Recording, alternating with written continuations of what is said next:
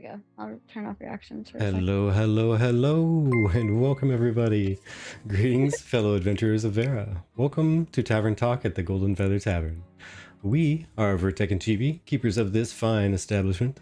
The Golden Feather Tavern is open to all travelers to come and share their thoughts on the inner workings of Vera over a nice tankard of ale, mead, hot chocolate, or any other delicious beverage of your choice. So, raise your glass, pull up a chair, as we delve into tonight's discussions. Today is the 19th of June 2024.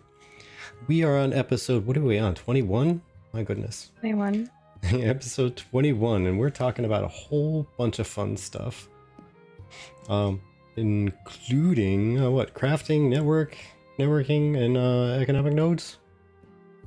Yeah. Alright, well, GB, how are you doing tonight? I'm pretty good. How about yourself? Not too bad, not too bad.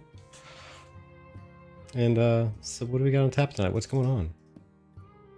So tonight is actually a subscriber requested topic, which is better elaborated as crafting and networking with other nodes, as well as the weight of that on economic nodes. We do have a question of the day up for those of you on the stream. I will pin it. I will remove the pin that is currently up there. Yeah, so basically just the whole thing, and potentially even caravans with that. But we're also, as we mentioned previously, we like to involve those of you in our community, in our discussions, whether you're a content creator, a fan, what have you. We have a few guests with us in voice tonight, and we're going to ask that you also share your thoughts in chat. And thank you. I'm glad you guys like my hair, and thank you for the monetization milestone. We really appreciate it.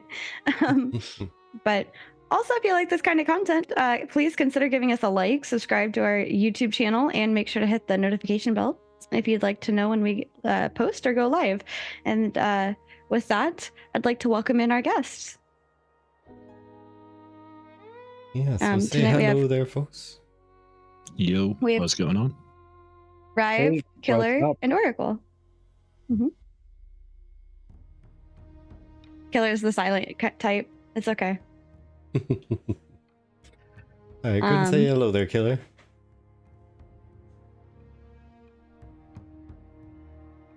Oh shit, it's Rive. It is Rive.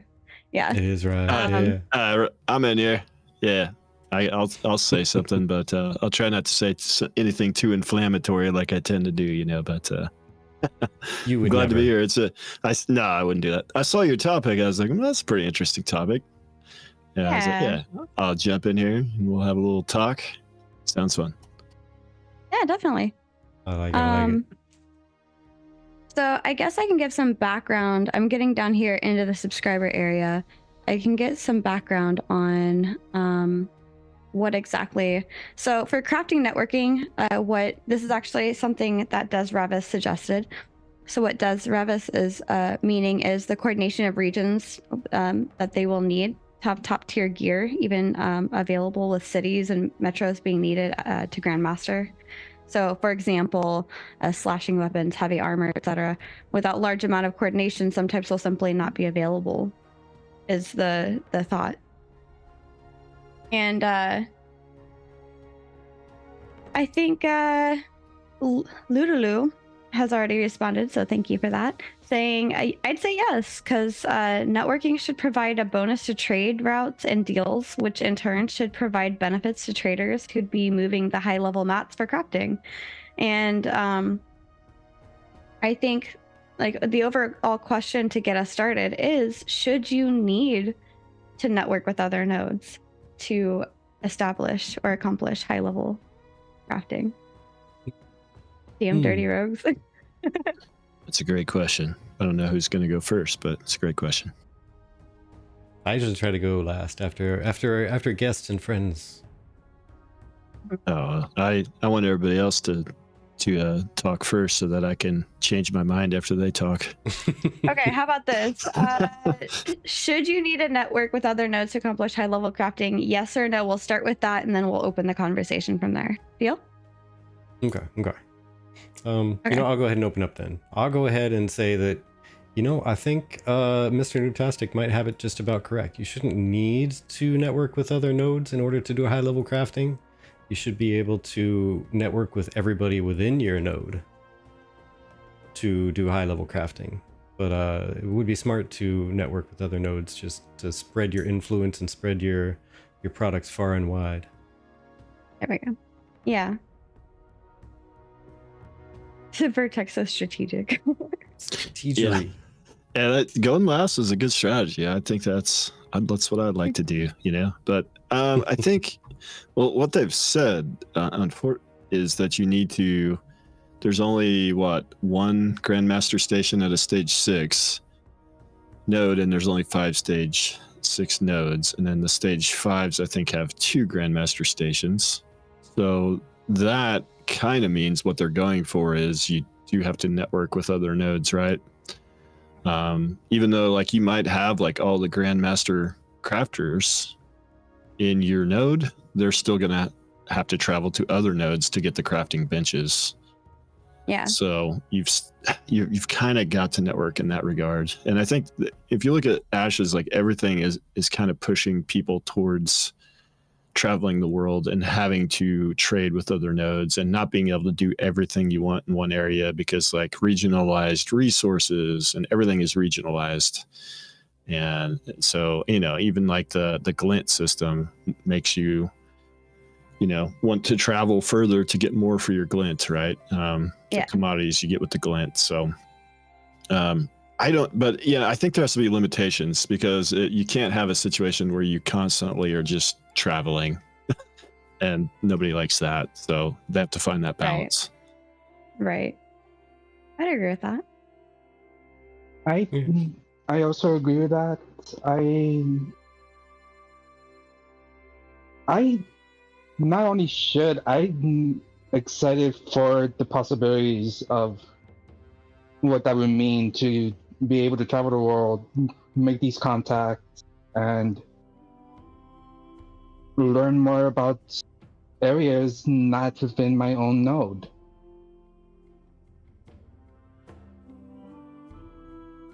What do you think, Killer? I'm still very new to the whole Ashes of Creation myself, but one thing I do wonder though is about the crafting of the game, and I'm wondering that if some items that go through a whole materials in order to craft the items, now are they going to be best in slots, or is it going to be raid gears? Yeah, the crafted stuff is supposed to end up being best in slot or near best in slot, depending on, obviously what exactly you're crafting, right? And where you got it from. But yeah, crafted stuff is supposed to be best in slot, short of the super rare, limited per server legendary stuff. Yeah. Which might be more powerful or add more interesting aspects that your crafted gear won't have.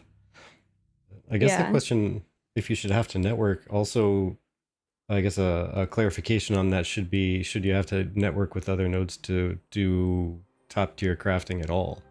Which is, I thought, where the direction of the question was going myself.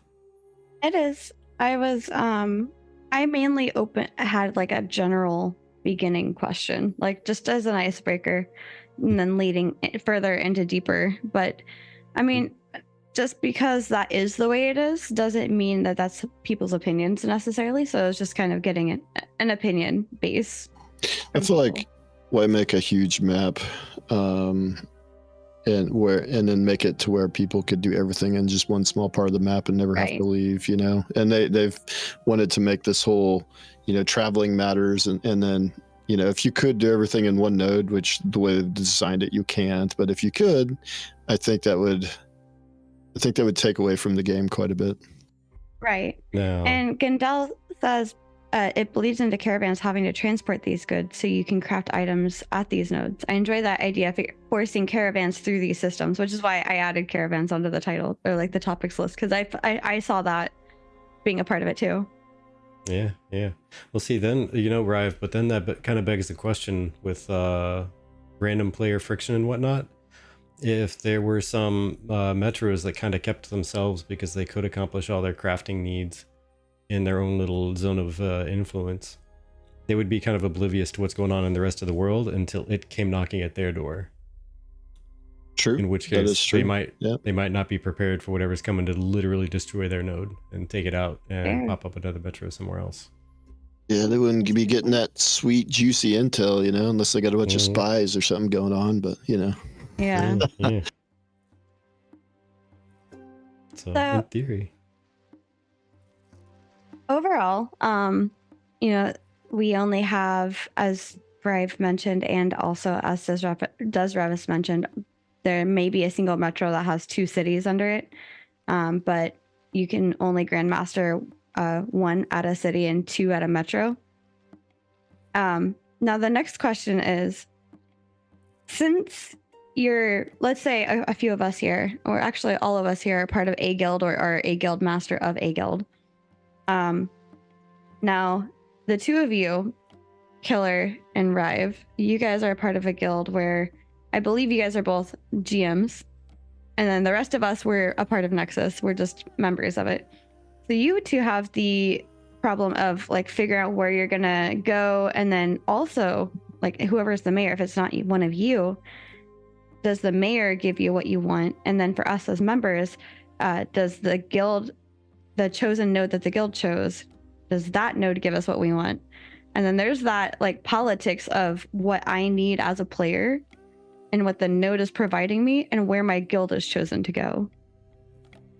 Yeah, I think if you're a Grandmaster Weaponsmith and your mayor doesn't put the Grandmaster Weaponsmith station in, well, first of all, you're probably not going to get to Grandmaster unless you have a Grandmaster Weaponsmith station. But let's say you're, Masters right below that. You're hitting Master and you're trying to go to Grandmaster, and they plop down instead of Weaponsmith and Armorsmith station. You might change nodes, and even though your guild leader could be the GM, right? So, so that could be interesting, right? You do have the two cities, each of which has 1 station. So, maybe the cities underneath that would have the station you need, possibly. Yeah. The 20 potential total count. Yeah, you've got the 20 within the vassal system, and then they've also talked about buffer nodes, which we don't know what level those can get to, but they've said you can only have 5 stage 6 nodes. I kind of get the feeling, and this is speculation, but I get the feeling that the buffer nodes could get to stage 5, which would give you 20 more Grandmaster stations, if that is in fact the case. But they've never said how high the buffer nodes get. But I think the buffer nodes are meant to go to stage 5 so that the buffer nodes are incentivized to siege the stage 6 nodes to become a stage 6 node themselves, and it generates natural friction, but that's just pure speculation. But that would give you more Grandmaster stations. Yeah. And here I always thought that the buffer nodes just wouldn't level at all. Yeah. Maybe that's it. If they didn't get sucked into the zone of influence of a metropolis or what have you, just start to fade away into nothing.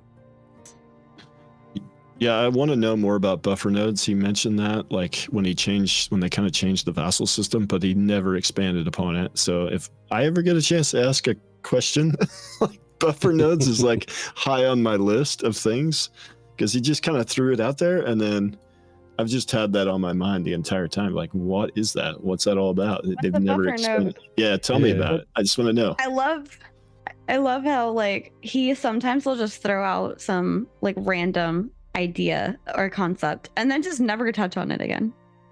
Yeah. To be fair, nobody that I know and that I can recall actually has asked a question about it either. So yeah, so you've got 85 nodes, you've got 20 buffer nodes, so 65 can be in the vassal, but I just want to know more about the buffer aspect and what that is all about. The do you thinks that it might be a non-vassal node, but otherwise completely the same as any other node? Yeah, that's how I've kind of taken it, but that's What? it's a guess basically. What I would like to know is if the node lock from leveling is only for the vassal nodes, and the buffer nodes have their own leveling system. Well, so Yeah. here's why I thought that the buffer nodes wouldn't level at all, because in theory, if you have 2 metros, right, and their zone of influence comes to an end, and then there's, let's say, the buffer nodes happen to split between them.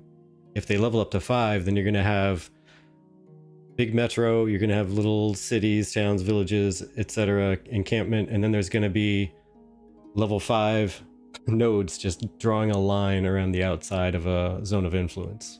Just a line of level 5s. It'd be kind of weird, yeah. I mean, because they would all be, yeah, that'd be kind of weird. And that's the reason I thought they just wouldn't level, or if maybe they get up to an encampment, maybe people hanging out on the outskirts of towns, trying to be little Wolves rebels. Attack on Titan. No. Yeah, exactly. You know, I've got to say, every time I read that name, I hear it in Steven's Wololo voice. Loodaloo. Oh no. Loodaloo. Wololo. Yeah. As for me, I don't really see myself like being a mayor of any node. Probably mostly a vassal node, if anything. Yeah. Unless that node ends up becoming something I like, and then I take it over. But that's just hypothetically. But I would say my ultimate concern would be with just like, if I did run a node, how much control would my guild actually be running versus the actual community that would be running?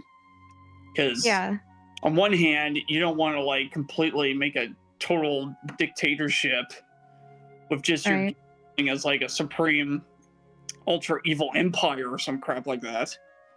But on the other hand, you don't want a bunch of people outside your guild trying to destroy you as well. So it's what if scenarios, but yeah, I don't really see myself running a big node. The other thing with it is, you know, somebody made a really good point. It goes back to a hot topic lately within the community has been PvP versus PvE and the PvX of everything. But hi, Zara. But somebody mentioned, you know, like if you look at how big Ashes is, you know, the map is humongous, but the likelihood of somebody up here in the volcanic area seeing somebody down here in like the Jundark forest is low likelihood. But the need for maybe that Metropolis has the type of Grandmaster station that you need. So now what? And then I guess that would also include the idea of sieging your own node or like your node area, you know, to try and get somebody else or get your mayor out of mayorship to get somebody else in who will put in things that like the people in that area are needing. There's a lot here that I think would be interesting. Could you imagine somebody sieging a node because when they went up to Metropolis stage, they didn't choose, I don't know, lumberworking or carpentry rather as like the Grandmaster station, and nobody else had either, and they were the last node to have the chance to pick it, and they were like, yeah, no, that's boring. Yeah, that would be interesting. Yeah, if there was not a single Grandmaster station and the whole server's developed for your profession, like it's not a single like armor smith or whatever. Yeah. Oh my gosh. Serensington says, I think nodes will be so large that a mayor will try and make choices for their guild, but ultimately, if the node is to flourish properly, a good mayor will have to make choices for the kingdom, essentially, not simply just a guild. And I think that's a really good point too, because like a good mayor will need to cater to the wider area, right?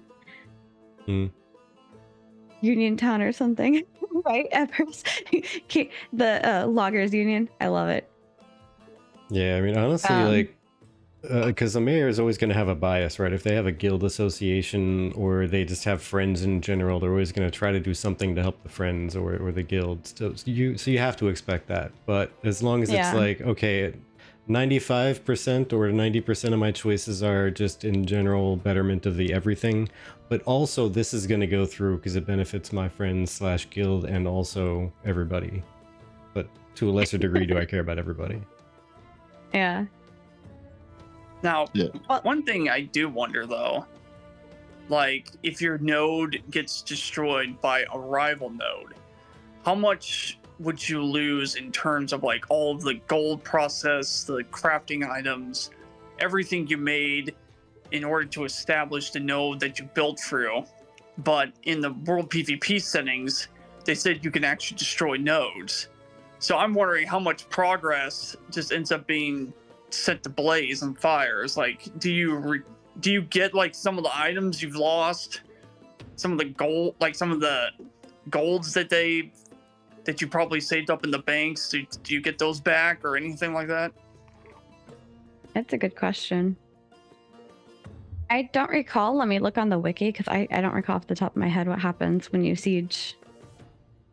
From what I recall, maybe it'll end up proving me wrong when you dig it up, but I thought it was something along the lines of things just end up like appearing out in the field that you got to run through and like start collecting, because it's going to be like everything just is destroyed and it's up for looting. If it's up for looting, that means you can go try to claim it yourself as well, even if it was your node. What was the question? What happens after a siege? Is that the question? Yeah. Essentially, yeah. Yeah, there's a 1 week period where it's a ruins, and half a percentage of the materials are just gone, but then some of the materials are just there and can be looted by anybody. Oh wow. This is also the time when freeholds could be attacked. Yep. Yeah, freeholds are for a couple hours, can be attacked after the siege. Yeah. Yeah. So that means that like when you know there's a siege coming, you better prepare your stuff and get it moving. Because I believe our siege is not like once a month. That's castle sieges. Node sieges are declared, but as soon as the siege is declared, you cannot move your stuff out, right? So like you got to preempt the actual declaration. If you know it's about to get declared, you could move your stuff out. You know, renounce your. Yeah, you could do it then, but once it's declared, you're stuck. You just got to fight.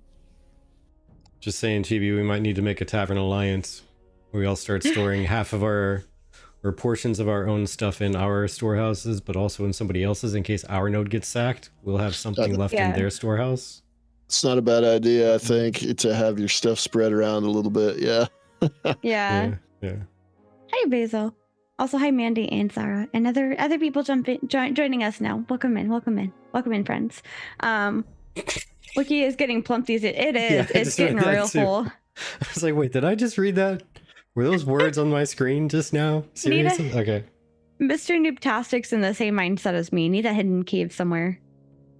There's one time Vertek and I were just walking around in World of Warcraft, and I think we came across this random hidden cave somewhere. And I was like, this is our home now. And we would just like walk out there. WoW didn't have crafting, or not crafting, but housing. So we just found random little cubby holes and interesting places to call home. Yep. And one of them was, we would pin it on our map. Yeah, it was a tiny little cozy, like just a little bit bigger than a campsite that you had to like fall down in the ground and go through these trees through a crack in the wall to get to. It's like a little hidden, this is our home. This is our home right here. Aww.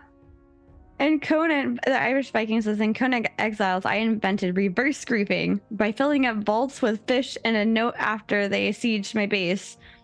They got nothing. Nice. Imagine being an MMO without housing, right, Basil? Right? Jeez. Dive bar, baby. Oh, hey, we have a Vladis joining us. There he is. Vladis, hey. Hey, Vladis. I guess we can get this guy in here. Hey, buddy. Oh, hey, what up, guys? How are you doing? Hey, bud. Man. It's It's been a bit. Just got my daughter down for bed, so. All right, Always a Nice. good time of what's the- night. We're currently talking about what happens to your stuff during a siege and after a siege. what stuff? Just like crafting and things that happen, because like the overall topic is like the crafting and working with other nodes, because there's only, I think we calculated about 20 grandmaster across the entire world. 20 For Grandmaster stations? stations, yeah. Okay. So So you're talking about like sinking materials into the node, and after a siege, what happens to them? I believe that was Killer. That was your question. So was that correct? Yeah. I mean, I would say that I don't think anything happens to them if you're a victor, right? So like the way I've always imagined it with sieges is that you sink in materials to build and fortify your node, or you build like trebuchets and catapults and, you know, door slammers and, you know, whatever, you know, siege weaponry you want. But I believe if you're the victor, you're probably going to sustain some kind of a damage. So any excess materials can probably be used to like start repairing buildings and the node itself. While the losers basically, I'm sure once you lose a siege, you lose everything. So Yeah. Damn. I mean, it's one of those like it's an intense thing, right? It's an intense system. I mean, sieging down another node changes the world dynamic in a way. But you have to understand too is that sieging isn't going to be this easy thing to declare, an easy thing to just do Right. like often. So it is going to be a very much like a oh crap moment kind of thing in your server, especially if you're going to siege like a level 5 or even potentially a level 6 node. So it's supposed to be like, you know, Chibu said, it's supposed to be a really big deal, because now other nodes, if you were to topple a level 6 node back down to wilderness, then that also leaves any potential like stage 5s now able to go to 6. Mm-hmm. So now it's this race that basically starts for whose node is going to hit level 6 first, you know? So that's going to be interesting. And like Desreva says, protect your home. It gives you more reason to protect your home. And the wiki just kind of got me for a second, because I was looking at the contents, like the table of contents on the side. It says deserter buff, and I was like, "What? There's a deserter buff? No, there's not. The whole section is just there to say there's no deserter buff debuff." So if you leave a siege before it's complete, you're fine. But it's more like if you want to make sure your node wins the siege and is protected and still stands, then you're going to want to stay and try to help fight. Mr. Noobtastic, no, the freehold's going to be gone as well. But Yeah, you just have more time to move What your did you say? shit out. Oh, what happens to freehold? Say no attackers come near it, but the node falls. Yeah, no, your stuff would be there to loot, like Vertec was kind of saying, but it would still fall. You just have more time to move it before somebody else steals it. That's all. Yeah. They said the freeholds can be attacked for like a few hours, but then if they come under a stage 3 ZOI within a week, you'll get to keep it. Which I don't know how often that will happen, but you might be able to keep your freehold if you're lucky, basically. It was in fact the weakest link. Oh lordy. So yeah, the possibility exists that something else could end up snapping you up in its zone of influence, but Oh my gosh. I think for a while it's going to be really interesting. I would say like the first couple of years, but I would say like probably after 5 years, people are going to willingly just, oh, you declared a siege on our node, let's do it. Like, let's just, you know, you ransack it. We're not even going to fight back, because again, there's content that hasn't been had, right? When you're trying to literally go around all the nodes and seeing, well, what happens when you bring this this node to stage 6? What happens when you bring this node to stage 6? So, you know, like what kinds of patterns or like what content could potentially open up by doing that kind of stuff. That's gonna be interesting. Yeah, that's what I was And- saying a while ago. Is it's going to be like everyone's going to have like this one node that opened up and nobody wants to bother it because they're actually like cool people to everybody, or there's just too convenient to keep them there because of location. But after a while, the Yeah. people who run that node, even the mayor, is like, "Yo, we're tired of this raid. We're tired of the dungeons that are here. We're tired of the things that are happening around here. Can we do something new? That'd be great." Yep. How I'm about gonna we just- siege a node just because somebody looked at me wrong. 2 things real quick. Mr. Noobtastic says, so defend the node, and if it loses, defend the farm and pray you survive long enough to be annexed by the new mayor. Yep. And then Sir Onsington says, will you need a caravan to take your goods from the destroyed freehold, or will a donkey suffice? Depends on how much you trust the stuff hanging out there. And I how would much think- stuff there is to take. They're 1.5 acres, you know, so I think you're gonna need several caravans would be my guess, but the destroyed, yeah, I don't know what happens with the destroyed freehold, because like the node becomes ruins and you can loot it. Destroyed freehold, I think everything's just gone, but I don't know if they've ever really said that.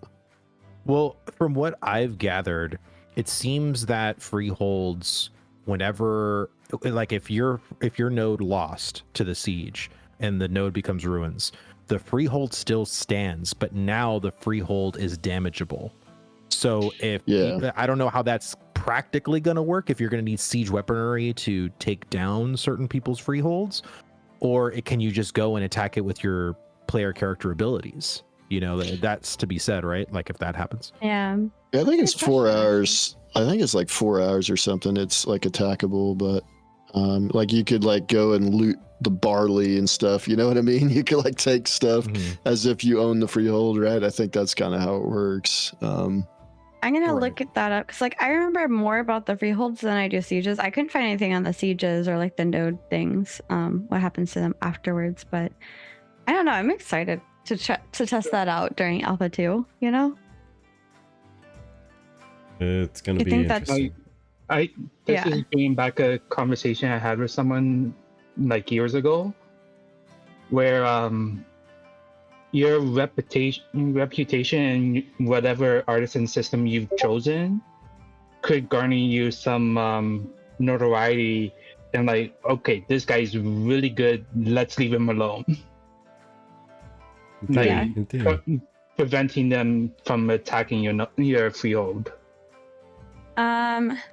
So it says items stored.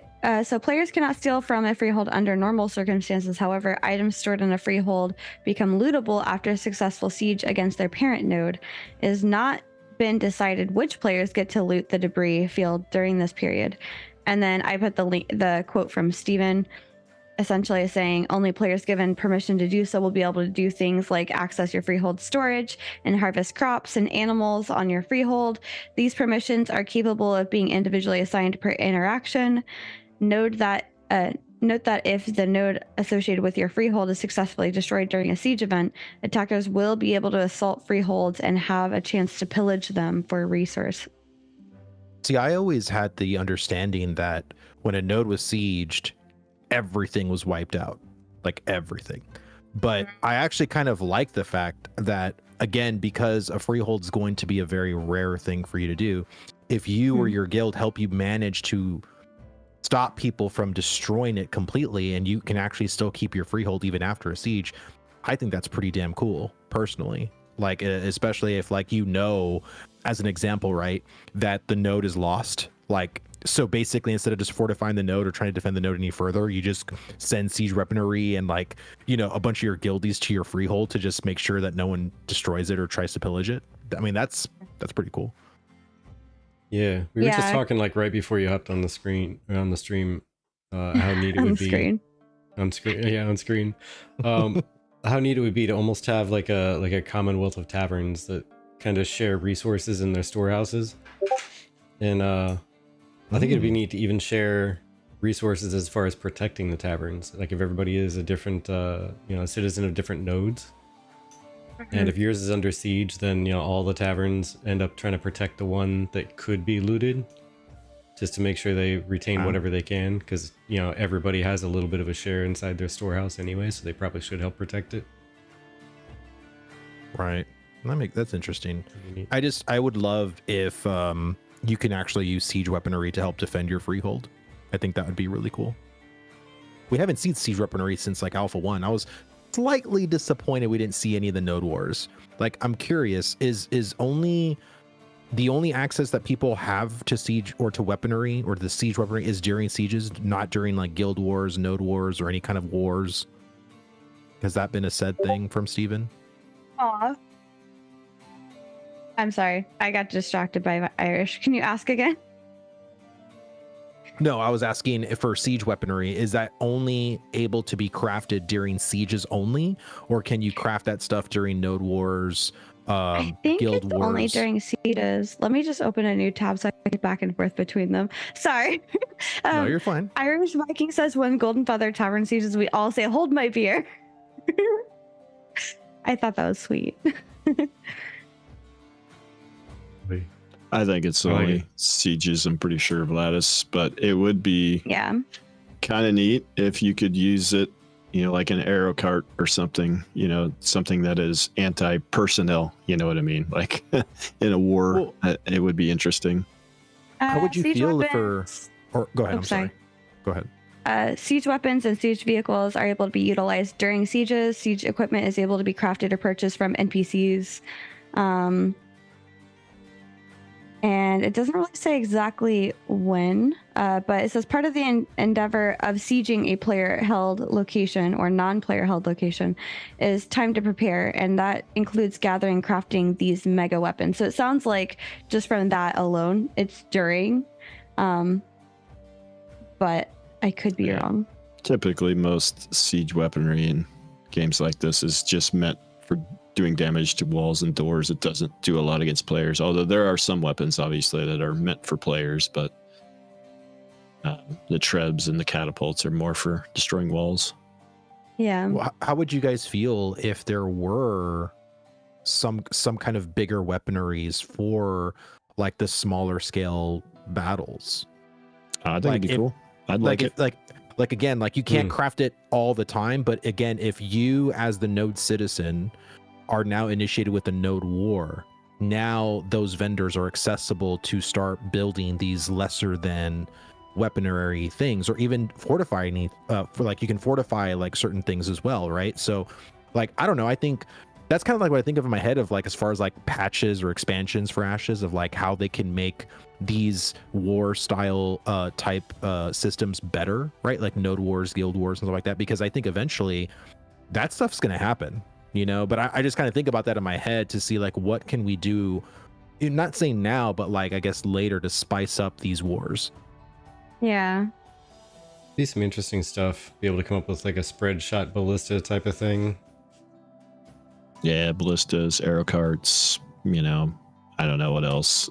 But yeah, there's a lot of different like crew serve style weapons you could put out there. I mean, I'm just saying, Mythbusters, I saw them make a chain gun arrow launcher, so it's possible. It's possible. Oh man, that'd be awesome. Honestly, I miss the engineering. I don't know what's going on with the engineering, whatever plan that they had, but I hope they bring it back if they got rid of it. I would love to hear more about it if they still have it, because that is something that has me curious.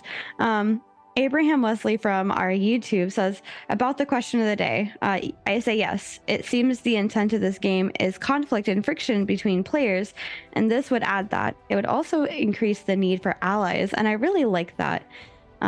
Because, you know, again, as we're talking about these sieging things, you know, you need a friendly node, like what Mr. Noobtastic says. You know, a siege is coming soon. Load up the goods in the caravan and take it to a friendly node for safety.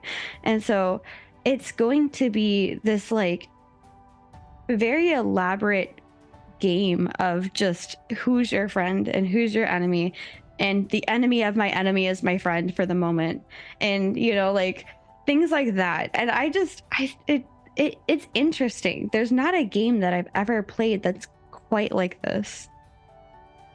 I was just sort of spitballing. Do you think there should be even consumables or even potions that are only be able to be crafted during wars or stuff like that? Like basically like little things. Like one-time use things, like basically like you can't use multiple of them or whatever, but like they're very short term, like maybe like 15 or 10-second things that once you use it during your siege or during your war, that's it. Like I don't know, like just wacky shit. And I say wacky shit in the sense of just fun. Like I know people are gonna cry balance and stuff like that, but what if your character grew like twice the size and your crit became like 50%, you know, more for like 10 seconds? Yeah, it's some interesting stuff. And you know what, that kind of touches on something we talked about on, I forget if it was the Tavern The podcast potions or Tavern conversation Talk. was the last Tavern Talk. Okay, Oh, so yeah, really? yeah, the last Tavern Yeah. Talk. Yeah, what we were talking about, it was slightly different, but it's still kind of similar to what you're talking about. So hear me Yeah. out. You know how the mayor can decide which buildings to build and where to build them on the thing, and how to level them up, and how to, you know, get support from citizens to build them up to different tiers and whatnot to improve them, right? Okay. Think if one of them was like when you're driving down the street and you see this big old water tower in the middle of a city. Imagine if you could build potion towers. And the entire time you're gathering Ooh. materials from the citizens, and You the only said time that it last unlocks. time. Yeah. No, that's Yeah, actually pretty cool. Like, I mean, if the way you're basically saying it is there's like this kind of potion tower that's similar to like the cauldrons from WoW. They sit there and you can basically right click on them and get like stuff out of it. And then once it's all done, then the cauldron goes away. But you're talking like on a massive scale, like on a massive scale. Yeah, the entire time Yes. you're not in a siege, people can keep donating materials to it to fill it up. But then you can buy, you know, from the vendor, which the tax money, of course, goes back to the node, specific potion bottles where you would walk up and you'd fill your potion bottle up to a certain point, but then you got to go use it before you can come back and get a refill. Welcome to the tavern. I would personally love that. Again, I also think it'd be really cool if the mayor can actually concoct their own specific potion that fills up in that node. So people can contribute to filling it up, but the mayor dictates as to what kind of stat or what kind of effect occurs when you use that potion for your node, and only the node citizens have access to that. You know, that big old potion thing. You know, so you can't not be a member of that thing or that citizen. Or a non-citizen can't get it. Basically, you only citizens can. I would love that. I think that's brilliant. You got to sign up with the Social Potion Administration. You're trying to make it all Yeah. Got some dad jokes in here. Yeah. I've enjoyed. Aw, thank you, Enzo. Cheers. I appreciate that. I'm glad you've enjoyed the VODs on YouTube. Actually, speaking thanks for of stopping by. that is also a thing now. We are now set up to stream over to YouTube as well.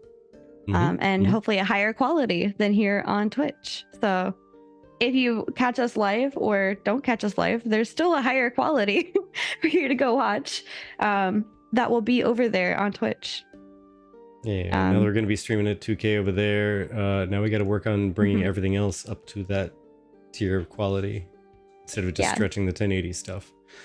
Just working on it slowly. I've asked Corey, who is Cortarian Slurp on Twitch. He's usually always lurking and stuff. Yeah. And he's a huge Star Wars Galaxies MMO player. And Oracle. So for those that, you know, don't know, Corey is actually on the economy and professions team.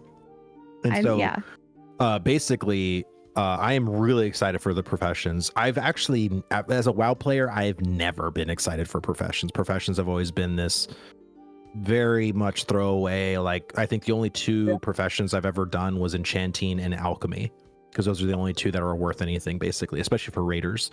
But outside of that, I never cared for like engineering, blacksmithing, leatherworking, tailoring. It was all useless. Oh yeah, profession is crap. Oh yeah. Well, but Star Wars Galaxies does so many very interesting player created kind of things. And I think, and I just told Corey, I was like, dude, don't be afraid to go weird with it. Like, have fun, like as a developer, because if you're having fun creating these things, we're going to have fun using them. It's when stuff gets so like samey, right? It's like, the same potion from this other game. It's like, you know, like, this is why I always say too, with like the questing, like go go wacky with like quest rewards, especially ones where it's like one and done things, right? Especially at an early level. If you can have people enjoying the game early on, like that's what's going to make people addicted and wanting to stay connected to this game. And you just got to do that like on a master scale with like professions, with the questing, with sieges, with wars. Like everything needs to feel like it was done with love and not done with this corporate stench, if that makes any sense. Yeah, exactly. Sorry, I misspelled very bad. Good job.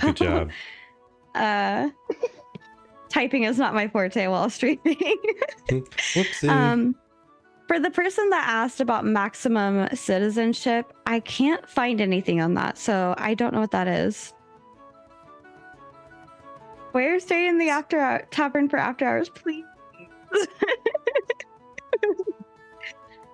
We do need to do our after hours thing eventually, because Fridays just end up not working out at all. We keep raiding over to people. We do. Was that person asking about like the max number of people that can be citizens to a node? I believe so. I honestly, it's gone by so fast at this point. I went off on my own tangent listening to you guys looking that up. Steven has, I remember him saying that there isn't, they haven't solidified anything as far as numbers go. Yeah. Okay. So it's pretty much, at least to me, like, I don't think that's something that we need as of right now. I mean, I think once we get an alpha 2 and they have some kind of arbitrary number that says, hey, only 1,000 people or 750 or, whatever number they give, we're going to be able to tell like, oh, this is too little, this is too much, or, whatever the case is. Yeah. So actually, this is a great question from Abraham. And sorry, thank you, Irish Viking, for letting us know that was you. Abraham is asking, have they hinted at when or if they're going to do a more in-depth crafting video?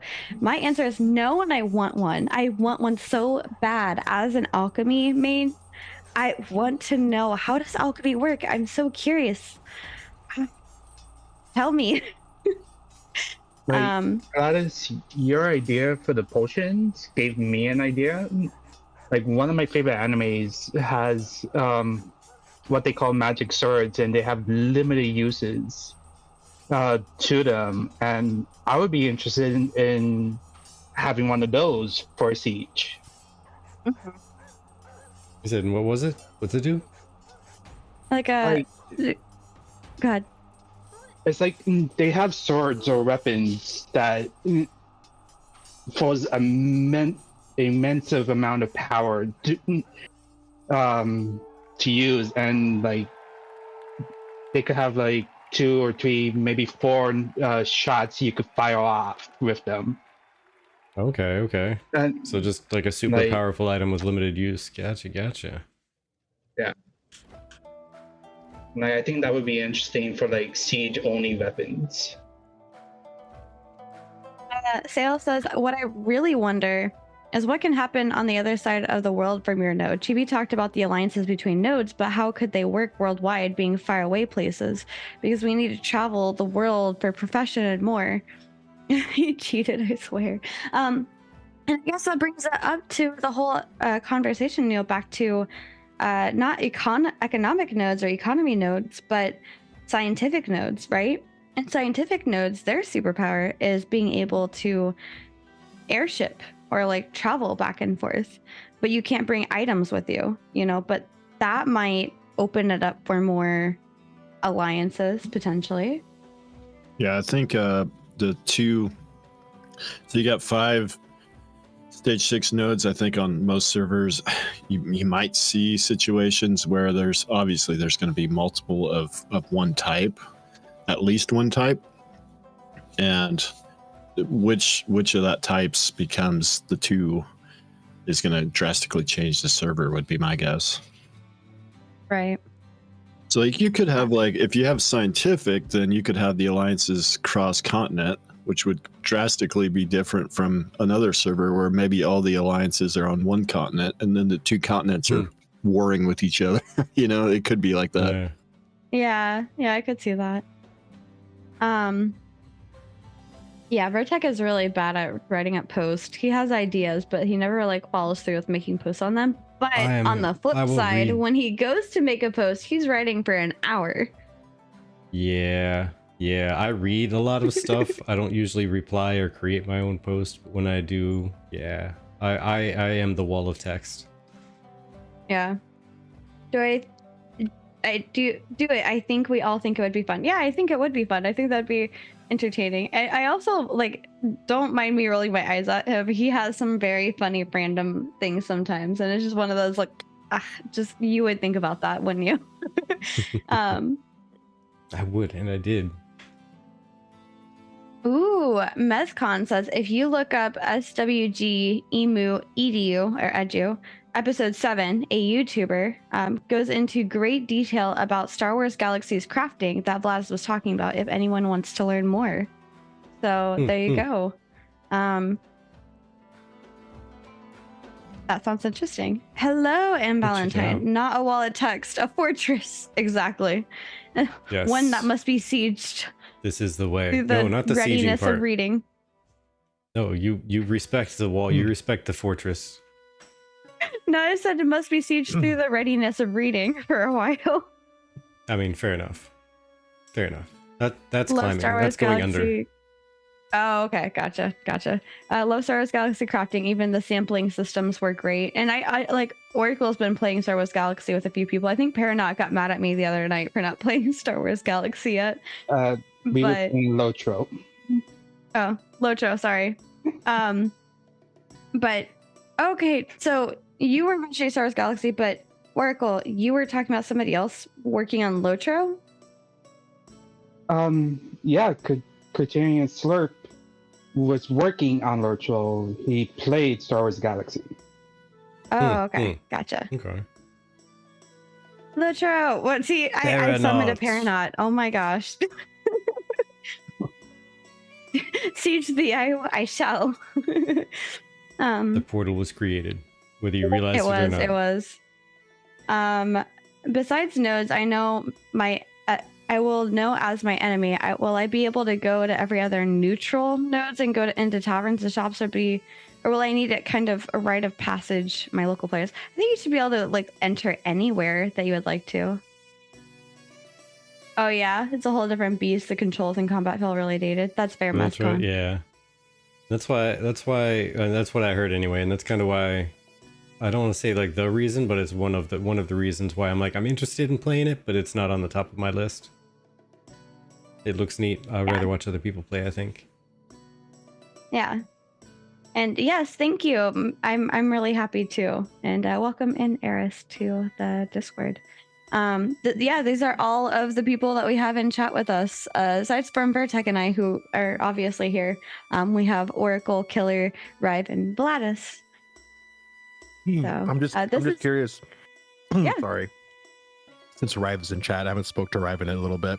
What's up, dude? Hey, buddy. Are you in the hopium or the copium clinic right now? Yeah, it's just it's random. Every day I'll flip a coin and decide if I'm going to be optimist or pessimist, man. It's right now I've been on a bit of a pessimist kick lately, so that's kind of where I'm at right now. I feel about the same. So basically quarter 4 for Alpha 2. Is that where we're at? Yeah, quarter 4 2024.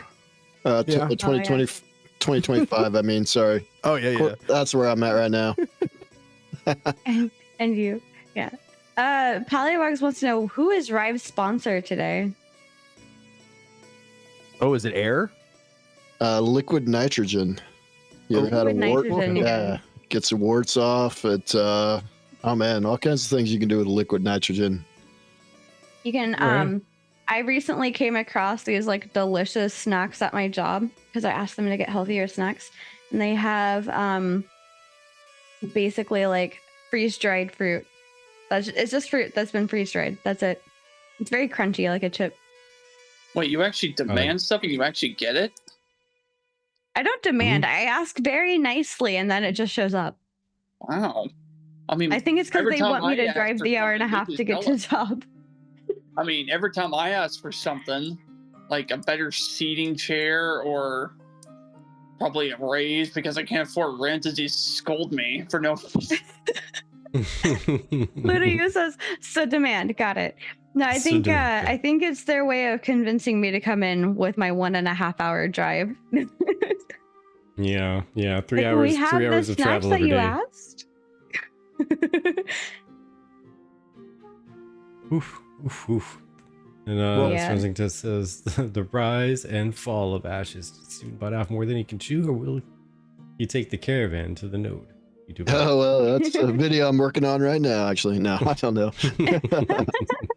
Hey, that's my next. I've been looking for video ideas. Shit, there we go. There you go. There you go. And yeah, John, that's for like the whole day though. That's an hour and a half there and an hour and a half back.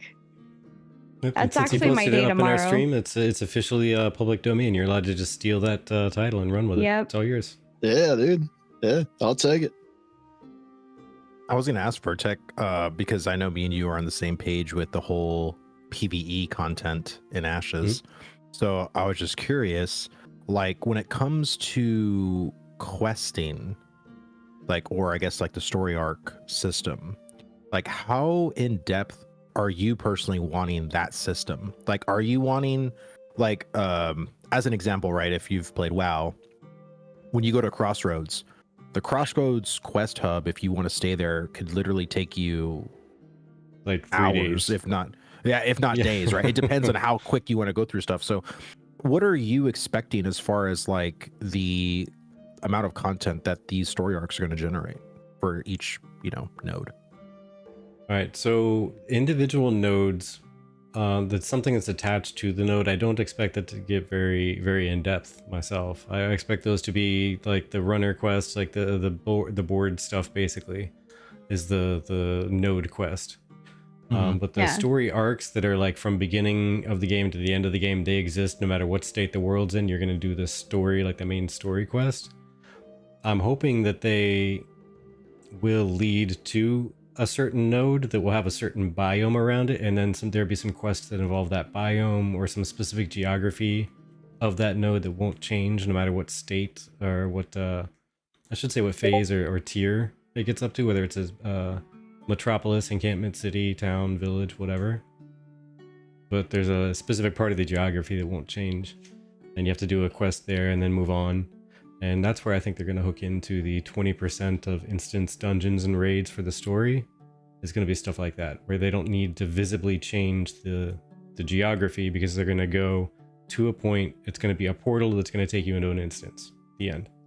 They don't need to visibly change a thing, except that one cavern cave or that one small building, whatever, needs to stay the same, and everything else can alter around it. Do you feel like those instanced 20% things need to be repurposed in some way, shape, or form for endgame? Or do you think, because I find it to be quite wasteful, similar to like how WoW makes an expansion and then says, hey, we're done with this expansion. Everything you've done is pretty much gone. You don't need to ever go there ever again.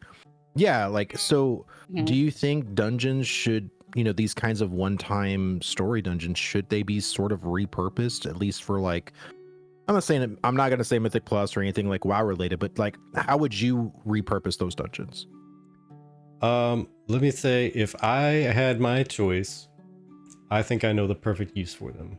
And that is to set them up as competitive PvE areas that reward the same kind of rewards that you would get from competitive PvP areas, like instanced arenas. Whatever instanced arenas can earn, instanced PvE raids and dungeons can earn.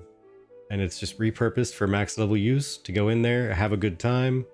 Ideally not get anything that's going to impact the economy, but it's going to make you look fly. It's going to give you a nice shiny achievement to show people. It's going to give you a nifty title to put in the back of your name to make it longer so that PvP players can spot you better. Yeah. That type of thing.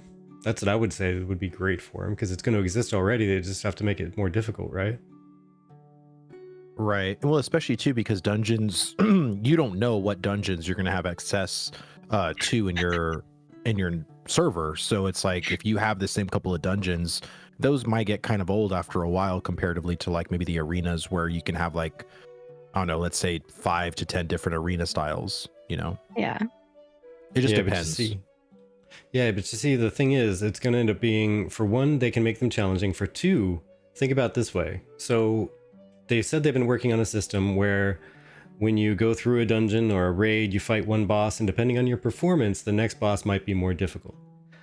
Try and place yourself in the shoes of the game is launched, it's live, you're in an area that's PvX, there are PvE people and PvP people and people who just don't give an F. They're just doing all the PvX. If they find something to slap, they're going to slap it. And you're trying to run a raid. Yeah. How often do you think somebody's going to be able to go to boss 1, perform it well without interruptions, enough to get a boost to the difficulty and reward from boss 2, and then continue to boss 3 the same way, and then continue to boss 4 the same way, and then continue to boss however many there are in that raid? Not very often, I'm going to hazard a guess. If nothing else, just due to the fact that it's going to be the first time they're going to experience one of those bosses, especially at that difficulty level if they got a bonus from the one before it, and they're going to wipe once, and they're going to get experience debt, they're going to get equipment decay, they're going to get respawn, and somebody else might try to kill it before they get back. Maybe it'll die, maybe it won't. If it doesn't die, cool, they have another shot. When they die 10, 20 times trying to beat that boss, they're going to have to go and work off all that experience debt. They're not going to get to the third one. They've got to put... Oh, go ahead. I was trying to say, to catch up on chat, Mescon says can't go wrong with cool achievements or get a trophy you can put your player housing. Maybe? Yep, exactly. And then, I like that.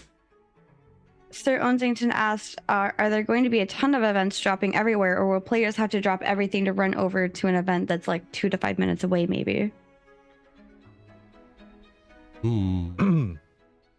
I just talked for a while, so I'm not going to talk for a little while now. Well, I was just going to mention, this doesn't answer the question, but what I liked about Final Fantasy XIV is what they did in their expansions, is especially when it comes to player housing, was there's certain dungeons or raids or bosses that dropped certain like transmog, transmog, or like even collectibles for your house. And I love that. I love that too personally. Like, and I think, I do meme on WoW when an expansion's over. The only thing that's really worth getting once the expansion's over is going back for transmog, or mounts and stuff like that. But I really hope that Ashes does change up their expansion formula to not just invalidate this whole 2-year expansion or this year expansion, like actually try to incorporate those systems into the game, like as a baseline. This is why I think it's such a mistake sometimes for these companies to start adding on these or tack on these systems that are only there for this temporary period, and then you don't ever have to mess with them ever again after the expansion's done. But I hope they do especially with what you're saying, Vertec, with dungeons. Like that would be really cool to keep, like, oh, I got this trophy or I got this thing from this one boss, and that boss will always be there, kind of thing. So yeah, I also I don't know about the rest of you in here, but I am a cosmetic and just title junkie. I love that. Oh, I am too. I love. I used to, on my Warlock and WoW, I ran every old dungeon and raid just to get every single cloth item I could potentially get on my Warlock. And I've always said this for and I know this is very much like a hot button issue for Ashes people, is that there's some people that really love Transmog and there's some people that absolutely hate Transmog. And so for me, because I've been a WoW player, I don't mind Transmog at all. It's not a big deal.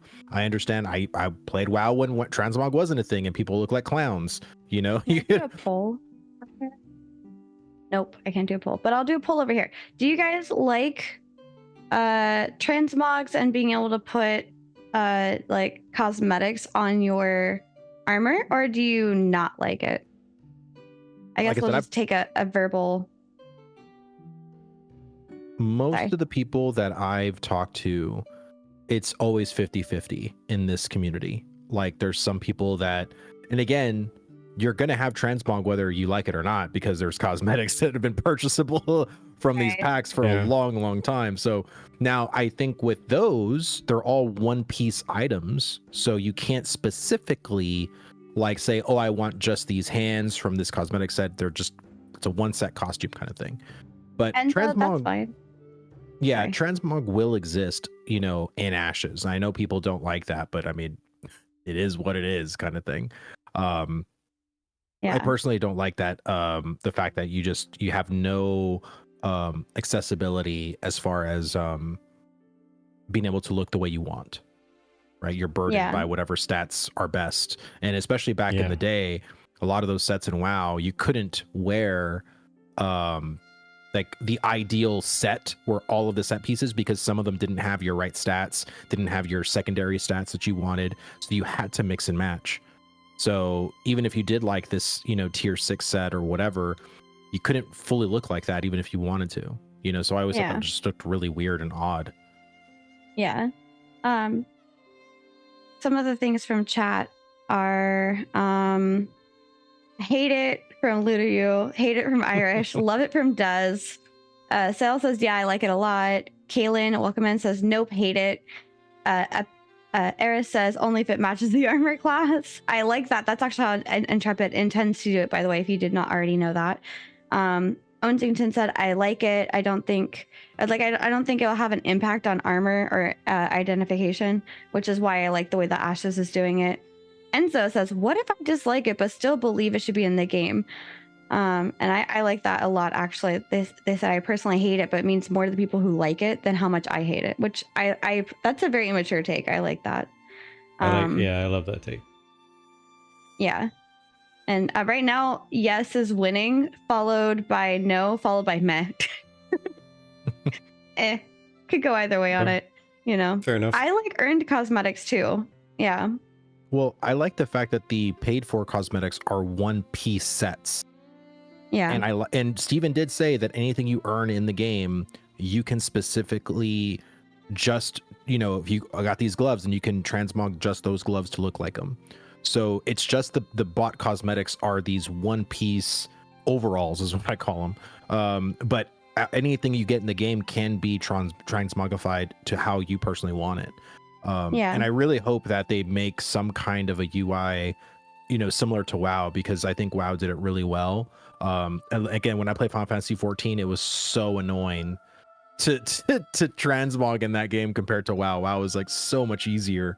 So I really hope that they kind of learn from like a UI standpoint of like, you know, once you earn a cosmetic and says, hey, it goes into your collection, you know, so then you're good, right? You've earned that cosmetic set. The only problem, I guess what's different in this game compared to WoW is that WoW, everything was soulbound, but in here, if you create or craft, let's say a pair of gloves, well, it's not soulbound. So what do you do then? Do you just trade it with everybody in your guild and say, oh, now you all have access to this transmog appearance? You know, like how do you think that should work? Because there isn't any soulbound items, and especially for crafters. Yeah. What about those of you that have been quiet? Items. Yeah. I like them. It just that for me, sometimes some of the transmog gears are kind of just way too out there for me. Like, they look ridiculous. They don't look like they're part of the actual fantasy world. The immersion itself, it just depends on what the transmogs are, what the fashion is. Some of it could be some of it could actually just be perfect. Some of it could just be a onesie pajama suit, which to this day I still can't believe Blizzard actually makes stuff like that, which I thought was completely stupid, and they charged money for that. I'm like, no. Well, I think it just matters to having Intrepid, whoever's going to be in charge of their cosmetic design, to just stay on brand and never stray from it. Because I think because of how long WoW's been in, and again, it's not just WoW, like every MMO at this point has been out for over 15 plus years.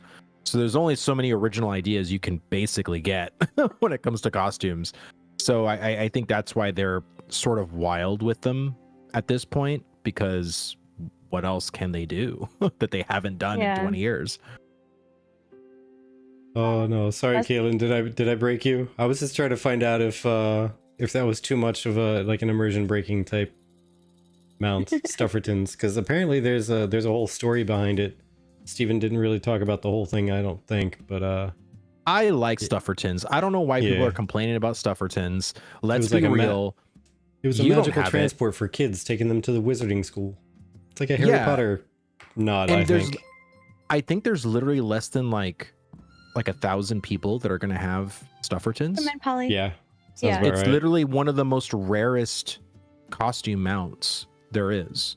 So you like, okay, if honestly what's going to happen, you're going to see it and you're not going to get upset. You're gonna be like, oh my god, that's Stuffertons, like, because it's going to be that freaking rare.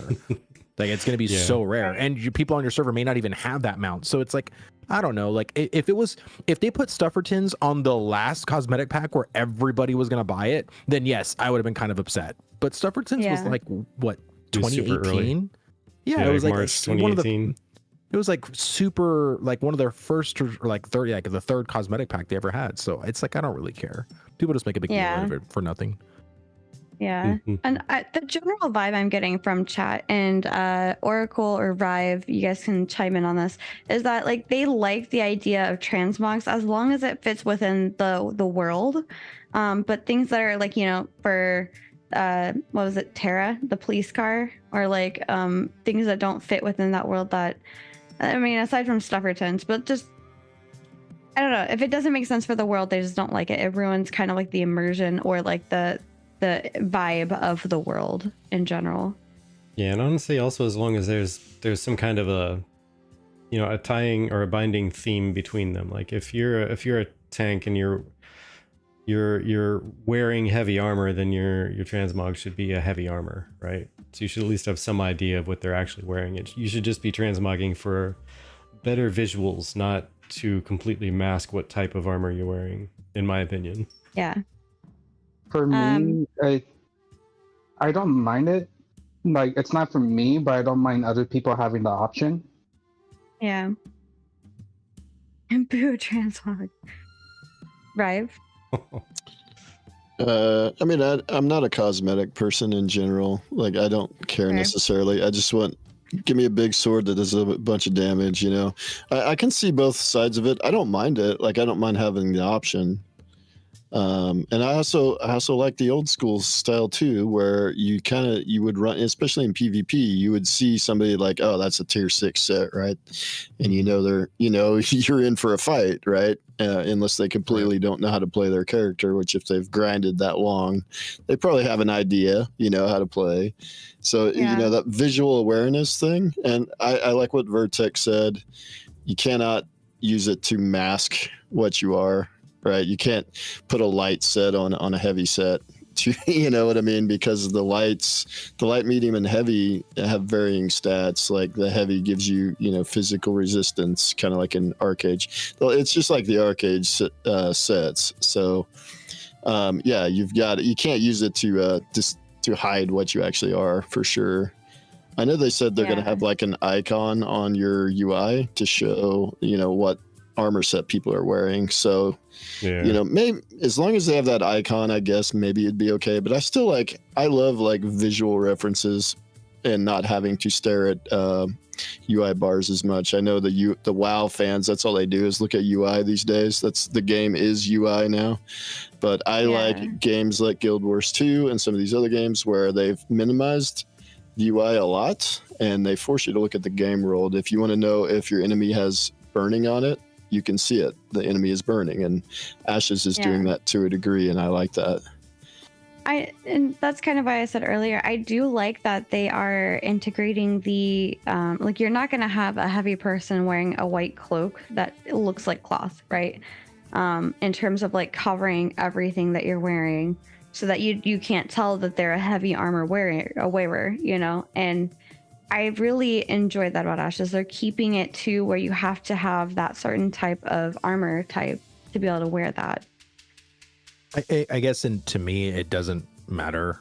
Like, I would be fine if they wanted to, if you were wearing light armor and you looked like you have plate armor.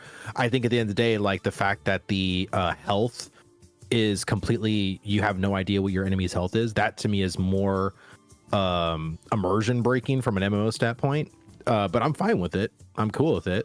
But it's like I said, visually it doesn't matter, because sometimes you'll see someone with a bow that aren't rangers.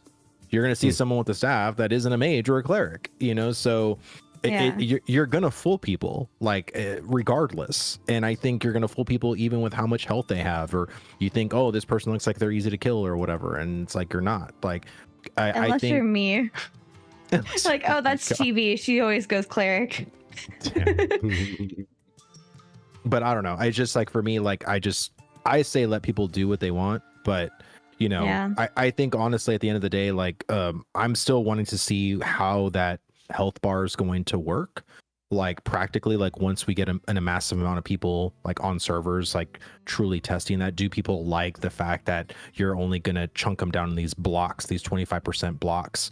I don't know. For me, I feel like there's gonna be people that will like it, there's gonna be people that don't mind it, and there's gonna be people that hate it, you know. So yeah, I don't know. At the end of the day, I've always just advocated to just let the person do what they want, you know. Like there's gonna be a lot of fooling here. And honestly, I would even go a step further as to, like, you don't even know what class this is. Like, I think the only way, if I had it my way, I would make it to where when you only defeat somebody and you inspect them, now you know their details. But if you never killed somebody, you don't know who or what they are if they've never told you. You don't know if they're a tank. You don't know if they're this until you kill them and inspect them. Then you know they're. Or until they start casting abilities. Yeah, of course, That's right? the blood of a you could mage do that right as well. there.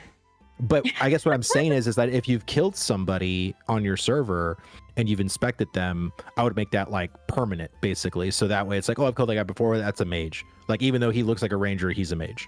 You know, so like you kind of have a one up on him because you've killed that player character before, but you don't have that with people you haven't killed, you know. So And a guy who's able to summon undead creatures, he could be a barbarian. that's true. Kaylin says, not knowing HP is a lot more interesting, honestly. It was like that in L2 being Steven's biggest inspiration. I'm not surprised it's in here. Although we get to see quarters, whereas in L2 you saw nothing. Much more brutal when trying to instigate PvP. Oh yeah, like I couldn't imagine just not having no health bar at all. But I'm down to just see these, you know, 25% blocks. I like the fact that it's going to be very, someone said it in chat, very pokerish, right? Like you're call someone's bluff if you want to go and try to fight them or whatever. I think it makes it more intense. It makes that thrill, that adrenaline rush, you know, much more exciting. You know? Yeah. So, yeah. Yeah. I just know that during the Node Wars test, if I saw somebody's health bar going down by 2 notches while I was attacking them, I knew they were already hurt before I started, because I was a tank and I didn't do much for damage at all.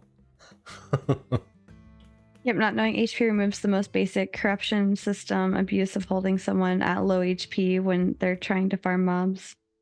That's an interesting take, Ludo. I think it's weird to obfuscate the health bar when they're showing you the enemy cast bars in PvP. Like, if you want to obfuscate something, it's an animation-based game. Remove the enemy cast frame and make people learn animations, which some MMOs have gone that route. We're not going to give you the enemy cast bar. You're going to have to learn the animation. And you know, and that takes people off the UI a little bit instead of staring at the UI. The HP bar thing, like, I mean, as for target calling, it makes it different, because what would happen in large scale PvP, the person with the lowest HP would be the target, and they would just get nuked. You know, so glass cannon builds get taken completely off the board in that scenario. But this allows glass cannons to at least exist. Now, people will still learn, like, over time, like, well, his health bar goes down really fast, he's a glass cannon, right? They're going to learn that kind of stuff. But I don't know, it's an interesting choice, but there's other ways you could obfuscate, you know, that might be, you know, maybe more effective to give that suspense. Yeah, Sir Huntington says New World was good about allowing you to examine the fight, not the UI. And Eris says maybe not the full caster, but they are casting something indicator. I think that could be done through sound too. Like, if you are, think of how immersive and important sound design is going to be for this. If I am in hybrid combat cam, where I'm turned my back, but I hear behind me the sound of somebody casting something, like, that's going to be input that is going to be necessary. So I know that there's somebody, maybe a cleric behind me, casting maybe a heal on the person that I'm trying to fight. Like, I don't know. It seems like something that would help you to tell, like with a certain sound. I don't know. Yeah, I Mm. mean sound and yeah, visuals. You instead of all being on the UI for sure. I agree. Yeah. They will really have to hone in on that because of how many people might be in the battle. Ooh, Arthas says sound can also give you a cue on how low their health is, and that just immediately, I'm sorry, my brain's in Dead by Daylight mode. That immediately gave me Dead by Daylight thoughts, where they're like making like the grunting noises when they're low enough in health. Oh Yeah. yeah, I want there to be a lot of audio cues. I really want them to go like when you crit. Like I want there to be even a visual representation of a spell where you know, oh wow, that fireball's bigger than the rest of them. That's a crit, you know. Or even Yeah. if it was you know, a different crunching sound for like the melee people, right? So it's just like, ooh, like I want that, like, oh, you didn't even need to see the number or like the bigger number. You just know by that sound, I just crit like 3 times on this dude. Like I want that kind of an audio cue, because I think those sounds, as far as like when I play like an action, like an action based game, I think of like Metal Gear Rising, when you play like Raiden as a ninja. And the slashing sounds and stuff like that were so freaking good. And anytime you parried or whatever, those sounds it just made it so gratifying whenever you executed something perfectly. And I think in an MMO stance, like I think having crits, having different sound cues and stuff like that, an actual 360 space, spatial sound would be really nice. Like if you have some really good headphones, you can hear everything like in a 360. Yeah. Sorry, Sorensen just says, those sounds are dopamine. Dr. Burns told me why. Yes, he did make, if you guys have not seen Doc Burns' video, he's now the Copium Clinic. But yeah, he made that. Hello, Quaternity. Oh, welcome in. Oh, there's Corey. There's Corey. Hello, friend. We were just talking about crafting earlier on like Lotro and Sortor and all that stuff. Star Wars Galaxy, thank you, not Sortor. So many We were talking about games. a little bit of a lot of stuff when it came to crafting. Yeah, that's fair. Like potion towers. Yeah, Corey, we need potion towers in Ashes. Bertek can tell you why. yeah. I'll write up a post about it. But yeah, mayor's planning potion towers, like water towers in a city, and they're only accessible during node sieges and node wars. And you have to buy a specific containers that only hold like 3 or 5 charges, and the taxes go into the city, or the money goes back into the city. So they buy the containers, they're refillable 3 to 5 times. They could be hit point potions, mana potions, they could be attack potions, defense potions, whatever the mayor decides, or whatever the people vote on and tell the mayor to do. Yeah. Hey, Yerd, welcome in. Long time no see you. Give me that Kool-Aid. Give me that Kool-Aid. Thorntington says, get your reading glasses on. Vertec is spec'd into an upgraded wall of text. And Corey says, freaking sweet idea. Yeah. Well, that's what I mean. I think Corey and his team, I'm sure, are thinking of all these wild ideas and stuff like that. And I think, honestly, I really like your idea, Vertec. I think it's not crazy or bombastic. It actually seems like a very realistic and practical system for a game. But again, it's that fact of it just seems like a fun idea, and there isn't companies that don't do fun ideas anymore. It's like everything is so corporate. It's so bullshit. And I love, that's why I love this team. I love Intrepid and I love this community, because it's like, think of all the stuff that we've actually said already that they've done.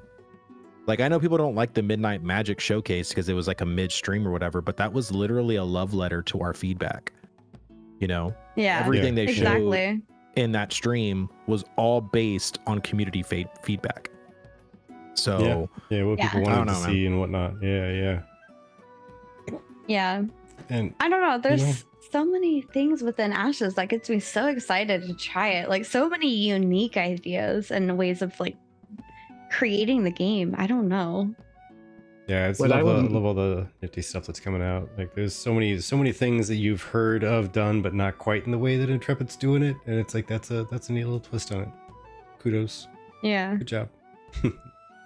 A system I would like to see in the game is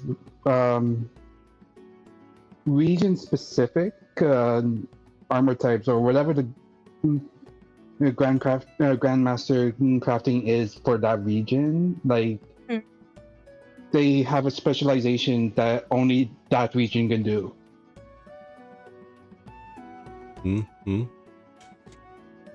Yeah. Like as Also, an sorry. incentive to explore more and not stay within like the surrounding nodes you're in. that was exactly the route that I was about to go. Is like also that really includes the idea of needing to travel to another thing. What if you became a node citizen of a different racial node? Like, does that unlock maybe, or like that biome, does that unlock maybe special like crafting recipes that you can only get from that biome or that racial node? I think that'd be really, really cool. Because like, if you think about it, right? No, I'm not talking about this just because we watched Delicious in Dungeon, but the podcast, or not the podcast, the episode we watched was talking about dumplings, right? And everybody across the world has made dumplings a little bit differently, but they're still dumplings.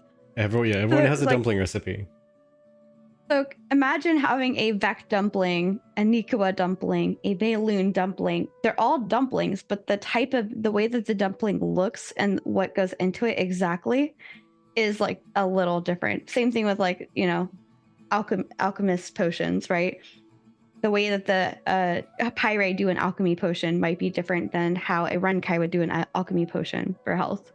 I think that would be cool. I'm still wondering how cooking is a processing profession. Explain that to me, Corey. Why isn't it not a? Well, it's processing animals into food. But here you go. I got it. So you got to go pick the carrots, and then you have to go steam the carrots, and then you add the carrots to a dish. So you're processing the raw material into something else. There you go. That's all I got. But I feel like as a processor, you process, you don't craft. So basically that's like getting all the ingredients for your cook, like what you're going to cook, but you don't cook it. If alchemy is taking an herb and adjusting and processing that herb into a liquid, and you're taking meats and vegetables and turning them into a soup, is that not processing? Yeah, on a serious take though, like the only thing I can imagine is cooking will result in food stuff, but maybe cooking has something to do with creating things that feed into arcane engineering or something. maybe you need to cook shrubbery in order to make ink for scribing. Let's be fair. Animal husbandry is a processing profession.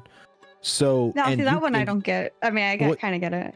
Well, right. So it's kind of weird, but I mean, you basically create a finished product as a processor, right? So once you have done the process of crossbreeding these two things, you get a result, right? So I'm thinking that's basically how cooking's going to work too, right? So even though it's considered a processing and not like a crafted profession. It's the same thing as animal husbandry. You get things together to combine to get a finished product.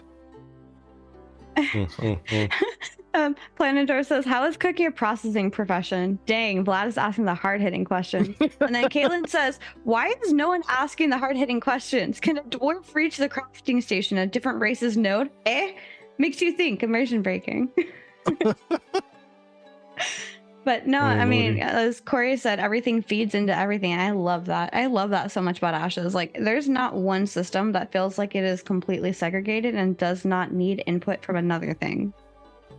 Well, and even in a lot of MMOs, the profession system itself is very self-isolating.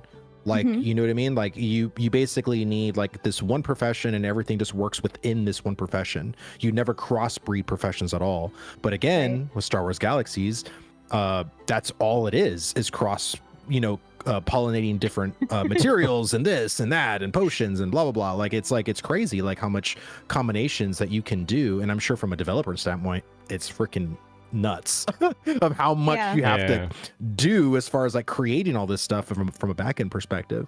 But to once connect you the have dots it, like, to form the full picture has got to look like a plate of spaghetti. Oh yeah, it's probably Yeah. nuts. So especially when you have like what 21 professions. Like, come on, Oh my Mhm, gosh. mhm. that's huge. I mean, most games, like when I was looking at WoW, I was like, WoW had like what, like 11 professions or something like that when it like came out in And they were all Classic. trash. Yeah. Realistically, they were all Uh. trash. Like the only reason anybody did them was to get the bonuses at the end game, which only 3 of them were good, and the rest were Right. always just meh. I guess it's all right. Right. So- I mean, John. Oh, sorry. No? What? Okay. John says, Quaternion, maybe you can answer this. We know adding high-end other materials result in different stats to weapons. Will this be the case with potions and scrolls? And that's a good question too, because what makes a legendary potion? What makes what changes the tier of a potion? Is it the quality of the materials? That's a great question that I'm anticipating the answer to, even just through testing. Also, Abraham says, rush to freehold, open kennel, breed corgis, God save the queen. Yeah. I love it. I love that Have one a so corgi much. farm. dude, You know can I those- just those will say, sell like I love hotcakes. I love the fact that dogs are in ashes. I love I it. know. They're so cute. I want a I basset want hound. a dog it so Please. bad. Are there cats? No, there's no cat. There's- Thank God. There's They a don't pea exist. cat. Oh, No, they don't exist. Please, they don't exist. Please, they I don't want don't cats to exist. I want I'm cats. allergic. I want I'm kitty. allergic. I'm allergic. Your character. My not. immersion. I was just gonna say, is that gonna break your immersion? You're not allowed to have cat pets around. Refunding. Dogs. Are they combat pets or I don't know. It's a good question. Couldn't stay long, but thank you for the stream, y'all. Love seeing these collabs. Of course, Planendorf. Thank you for stopping in. Appreciate it. Later, Yeah, Nathan. thank you. Thanks for swinging We in. need Have cats. yourself a good night. Oh my gosh. Now you got chat all riled up. Irish Viking says, I'm allergic also. I can't answer that here, but if you ask through one of our official channels, I'll do my best to get you the answer. Aww. There you go, John. All right, there you go. You've planted the seed to get the question noticed. There you go. Yep. I mean, honestly, I'd probably just go and look at what Star Wars Galaxies did. I'm sure that'll answer your question because I think this is the reason why I'm really excited, because I never played Star Wars Galaxies. But Yeah. when I watched these videos and educating myself about the profession system, I'm like, oh my God, like, why aren't more games like this? You know, but I understand that it probably takes a lot more development time to do what Star Wars Galaxies did comparatively to like what WoW does. You know, from a development standpoint, it's really easy to do that compared to Star Wars Galaxies. But man, I can't wait to see what they're going to do. Like, Yeah. it's gonna be crazy. It'll be great stuff. For sure. I will forever be enamored with the name Planendorf. How legendary. Honestly, every time I hear Planendorf, I just imagine it's a dwarf who's up to no good. And that's how we got the name Planendorf. Likely by somebody outside of the dwarf race, because they were just calling him a dwarf. I just see I Ganon don't with a know. map and glasses. Trying to plan a node siege. And it always Dude, makes me chuckle. I actually have been, so I told you this, Chibri, I actually was gonna play Guild Wars 2. But then one of my Yeah. buddies in another guild was like, dude, screw Guild Wars 2. You should play Star Wars Galaxies because there's a whole restoration server. And I was like, oh, I've known about that. I was like, and I've never played Star Wars Galaxies. So as a complete noob, like, I think that might be the thing I might do personally. I've never played it either, to be honest. Yeah, it's again, it's an old game. It's an old game. Yeah. It's not that attractive looking. It's like getting to the mindset of playing like Arcade or EverQuest. You know, it's, you know, around those same kind of lines. But I don't know. I think Yeah. it'd be interesting just because there is a lot they're taking inspiration from Star Wars Galaxies. So Yeah. I'll hold you up to that, Corey. I'll hold you up to that. See, I'm not sure I can Um, ever touch Lineage 2 though. Lulu. Lulu. Just because the first time I ever really heard about the game, it was as an advertisement for a mobile game. It was like, play Lineage 2, download it now on iPhone and Android. And I said, yeah, no. And I never looked back at the game. So it's forever tainted in my mind. The side tangent, since you guys like dogs as combat pets, would you be okay breeding them on your freehold knowing they're combat pets? I personally did not think that far. And also, I never really gave a second thought to the animal husbandry system. I'm primarily focusing on herbalism and alchemy myself. Combat puppy mill. Ready, set, go. Oh no! What the heck? Hey guys, a siege just opened up in the tavern. There's a raid boss. His name is Vertek. You gotta take him down. No, I'm not a raid boss. Steven, don't fight me. Steven dodged so many of our. Steven dodged so many of our animal husbandry questions. We stopped asking altogether. Fair. Actually, I plan to be an animal husbander specialized in combat pets. Oh, there you go. Say no to combat pets. Sorry, I'm just reading chat. Go ahead. I was going to ask, what's your desired profession, Vertek? I know Chibri's is alchemy, but what's yours? To be honest, if we're pushing and we're going to commit to robbing our souls of everything we can to try to get a tavern every time we possibly can, and sacrificing everything for that, I am going to just go with 2 processing professions. I don't know exactly which second one, but the first one's going to be cooking, because, you know, tavern. Second one? Okay, okay. Maybe I will do animal husbandry. Of processing. Oh no, that's interesting. I personally am really excited for the gathering, man. I don't know why. Yeah. But I actually did enjoy the New World Gathering. I did. I loved, and I think that's why I'm probably going to go with lumberjacking and mining as far as for my 2 main professions. It was so funny to me when I played New World, and when you chopped a tree down, it just like went, and it just like floated in the air. I'm like it's like a pixie stick or something. I don't know. It was just weird. Yeah. But I love, I guess, the immersion of like Ashes. What Ash is doing is that it actually falls. It's more practical, and like when you chop it down and stuff. But yeah, I'm really excited for that. And also the PvP aspect as well, like being a gatherer. I think that's going to be fun. Yeah. New World Gathering felt good. Dandelion Pollen. Anyone here going to play Elden Ring DLC? No, not me. I didn't even get very far in Elden Ring. But how many processing can we have on our freehold? Because if I'm 1 and you're 2. I mean, we can have as much processing as we want. As far as I know, I think. And this is just as far as I know, I think you can put down kind of whatever you want. So we could have just a line of processing things and have everybody know that you come to the Golden Feather Tavern to do your processing for a fee. Okay. The freehold processing should depend on the buildings you put on it. That would make me sad, because then what does Tavern have for processing? Would that just be cooking? Then I'd be stuck. Yeah, there's going to be a lot of little plots all around there. All around the freehold. So the big one is going to be your house. Oh, right. I keep the next big one is going to be freehold with the building. That's my problem. Yeah. I need to... Freehold is the plot of land. The tavern is the building on the plot of land. Yeah, hopefully we can have 2 taverns. So one can specialize in rest and one can specialize in food. And one can specialize in anti-bunny creatures. Hello, Magic Pipe. Welcome in. New World really does well with capturing ambience and environmental audio. Yes. And I think Cat, which is maybe still the lead for a sound design. I was looking through LinkedIn earlier today while I was getting my hair done.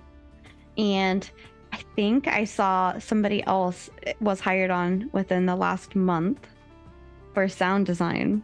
So they're growing, and combat stuff. So okay. Very excited. New World let me down as a game, but as an isolated gathering experience, they were probably the best ever. You know, people keep saying that, and it keeps making me like I'm on this line and I'm teetering. I'm like, do I try New World? Do I don't try New World? Do I try New World? Do I don't try New World? I'm like, I don't want to pay for it, but I want to try it. I don't think I'll like it, but I want to know what people are talking about. So it's just like, eh. I mean, I would say you don't need to try it, Chibri. Like you don't. Like you've already experienced the better version by playing Ashes. Like, in being encumbered in New World is not fun either. So once you get that's fair. That as well, like that's annoying, you know. But ultimately, like I think the chopping of the tree, someone said it in chat, the audio is what really sells the gathering professions. The ambience of the audio is just so freaking good. Like it's so good. And again, when they did the seasonal video, it was like a 2-minute video that Ashes did. When the video started, you heard like the birds chirping and the wind and like, you know, love that so much. I could just like close my eyes and just listen to it. But that's what I mean. I feel like they're literally challenging New World in the sense of audio.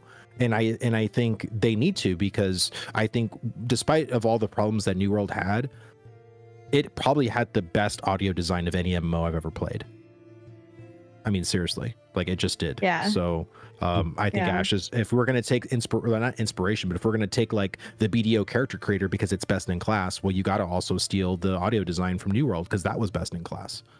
Yeah. Fair enough. And yeah, I'm all about the audio design of places. Nothing makes me happier than a game where I don't feel like muting the game audio and turning on whatever music I have on Spotify or whatever. Nothing makes me happier than when I just forget to ever turn off the game audio. Yes, the audio and Ashes. I put the launcher on and just coped. Yeah. There's a video of Richie and I think Rive just... Oh yeah, Rive and Richie listening to the launcher music. Open the launcher and just... I still love that so much. Oh my gosh. They added some levels of white or brown noise that really seems to give the world an immersion, I think. Yeah, you know, and I really can't wait. And I'm sure those of you at Intrepid, if you ever watch this, in terms of like the sound design team, I bet you are just like itching on the edge of your seats. Even like the other, we just happen to be talking about sound design. That's why I'm putting them out. But anybody working there, I'm sure the devs, you guys are all like at the edge of your seats, just anticipating us getting in and testing it and seeing what you've been dedicating your blood, sweat, and tears to over the last 3 years since Alpha 1. And we are excited, but I can only imagine how excited you are to see us like react to it and experience it and the way that you've gotten to. I think that's so exciting. I have a hard time keeping a guild summit a secret. Yeah. I mean, it's got to be just something you work for years on and you can't really talk about except for talking about how excited you are, and that's really all you can talk about. Yeah. That's got to be such an event to experience, you know? That's what it was. Yeah. I had something that was tickling my eyelashes. I couldn't find it. It was a thing on my actual glasses. Was it a chibi hair? I'm sorry. It may have been. A chibi hair or a Korra hair, one or the other. By the way, we have been going for close to 2 hours. Holy mackerel. Yes, we have actually. So if you would like to wrap it up, one thing I do want to say at first is I read Wizzy's resub comment, and it says, been waiting 32 months because she was subscribed for 32 months for Alpha 2 with you. Cheers to the next 32 months until launch. Oh, I love that. That's super sweet. I love Wizzy. Wizzy's great. Wizzy's adorable. Just don't cross her. You'll be fine. Yeah. Don't give her a reason to collect your head. You'll be fine. Yeah, don't. You'll be fine otherwise. But yeah, do you guys have any closing thoughts? Oh my gosh, we talked so much about everything. I loved the conversation today. This is actually, for those of you that have watched some of our other like Tavern talks on YouTube, our past stuff, up until recently, this is exactly what I wanted out of the Tavern talk. It feels very good just to have people come in here and just chit chat in Discord like we normally do when we're not streaming. But just have that environment on stream with you guys, and I think it's really nice. So of course, Corey, thank you for stopping in. We appreciate seeing you guys in here as well. We get nervous. We don't really ask you guys a lot of questions because we don't want to like get you in trouble, but we love seeing you in chat. Like it warms our hearts knowing that you guys are watching. Yeah, so thank you. We try not to ask you questions that we're sure you won't be able to answer. That's got to be the worst thing too. Yeah, exactly. Pain Realms. Exactly. I can't wait for it. It's going to be so exciting. But yeah, I read your comment. Sorry, I didn't respond to you, but yeah, our guild was like super into it until they pivoted, and then my guild was like, yeah, no, maybe not. But yeah, so Vladis, Oracle Killer, Rive. Closing thoughts, Mescon. Thank you for the follow. Appreciate that. No, I'm good. Thanks for having me, though. Okay, Quaternary. I'll keep that in mind, Corey. Okay. How about Rive Vladis? If you guys want to shout yourself out, since you guys are content creators, where can they find you? Rive Genesis on YouTube, Rive Genesis on Twitch, discord.gg/Genesis Guild. Always recruiting there. Yeah, thanks for having me on. Good conversations.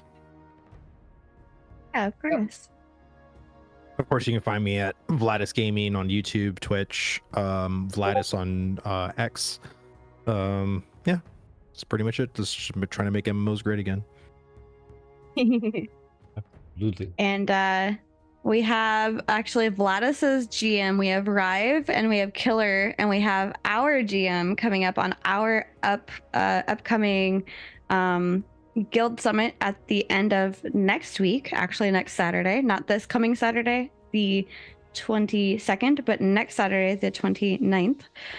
We will be doing that, but yeah, it's uploaded actually. Here, I'll just say this. There you go. But yeah, I have a raid getting ready to bring us on over to Droog Plays, who we've had on before, and he's getting back into Ashes of Creation content as well. So yeah, thank you all for being here. It's been really great chatting with you. Thanks for joining us. Yep. Thank you, everybody in chat, for joining us. Everywhere you're joining us from, much appreciated. Time is your most valuable asset. It's the most valuable thing you have, and you gave some of it to us, and we are going to treasure it for always and ever.